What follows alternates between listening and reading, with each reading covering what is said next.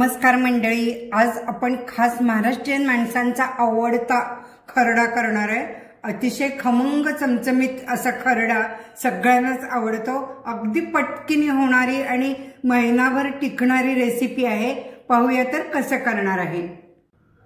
आपण असा झणझणीत खरडा करण्यासाठी अशा पोपटी रंगाच्या मिरच्या घ्यायच्या, म्हणजे त्या तिखट नसतात आणि तुमच्या घरात कुठलीही काडी असू दे त्याला असं टोचून घ्यायचं। म्हणजे आपल्याकडे अगदी छत्रीची ही काडी असते बघा, अशा स्टीलच्या काड्या असतात, त्याला मी हे टोचून घेतले। साधारण 100 ग्रॅम मिरच्या आहेत या। त्याच्यासाठी आपण अर्ध लसूण हे लिंबू घेतलेला आहे, लसूण एक गड्डा सालासकट आणि एक अर्धा चमचा मीठ, हे असं आपण लावायचे। थोडे लाल मिरच्या घातल्या ना की अशी टेस्ट पण मस्त येते, रंजकासारखी छान वाटतं, कलरही सुरेख येतो। असं हे लावायचं आहे सगळं। लसूणही लावायचा सालीसकट, मोठा लसूण घ्या जरा। पण लसूण मिरच्या असं लावलेलं आहे ग्रिलला डायरेक्ट बघा। आणि अशा मिरच्या या भाजून घ्यायच्या आहेत। अशा स्टिक घेतल्यात मी, नसेल तर तुमच्याकडे चमचा असेल त्याला हे लावू शकता तुम्ही। काटा चमच्यावर पण लावून दाखवलं मी। असे छान खमंग भाजायच्या या।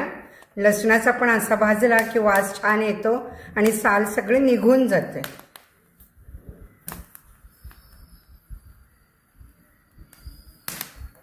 कोळसा ठेवलाय शेजारी बघा, हा कोळसा इथे, कोळशामुळे खमंग असा वास येईल, चुलीवरचा असतो ना तसा। 1-2 मिनिटंही भाजायचंय, फार काळ्या करायच्या नाहीयेत।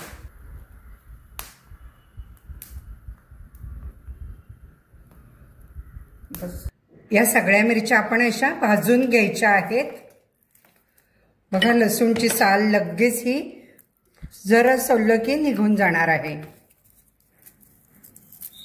काढून घ्यायची साल ती।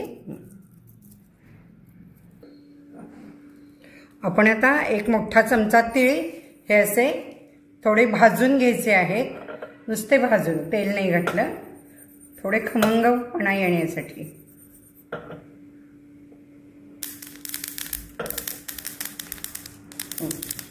आता माझ्याकडे असा खलबत्ता आहे त्यामुळे मी ही खलबत्त्यात करणार आहे, पण जर तुमच्याकडे नसेल तर मिक्सरच्या भांड्यात तुम्ही केलं तरीही चालेल। या मिरच्या सगळ्या आता लसूण असा हा साल काढून सगळं आपण एकत्र करायचं आहे। हे बघा, मी मिक्सरचं भांडं असं तुम्ही छोट्या भांड्यात करू शकता। 2-2 तुकडे करते म्हणजे पटकन होईल, मस्त टेस्ट येते। आता मी हे ठेचून घेणार आहे, खाली फरशीवर बसून ठेचायचं आहे आपल्याला।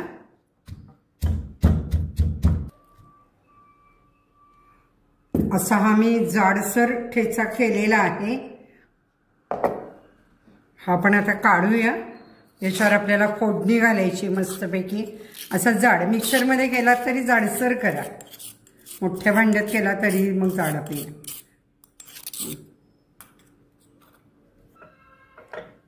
आता तेल तापलेलं आहे, तेलामध्ये पुन्हा पण थोडेसे तीळ घालायचे आहेत, खमंगपणा छान येण्यासाठी। हिंग म्हणजे तिखटपणा कमी येतो, त्यासाठी आपण ही अशी खमंग फोडणी केलेली आहे। ही आता यावरती घालायची। अगदी 2 मिनिटात आपला हा खरडा तयार झाला। पुन्हा आपल्याला पिठाची गरज वाटली तर मीठ थोडं घालायचं आणि अर्ध लिंबू पिळायचं।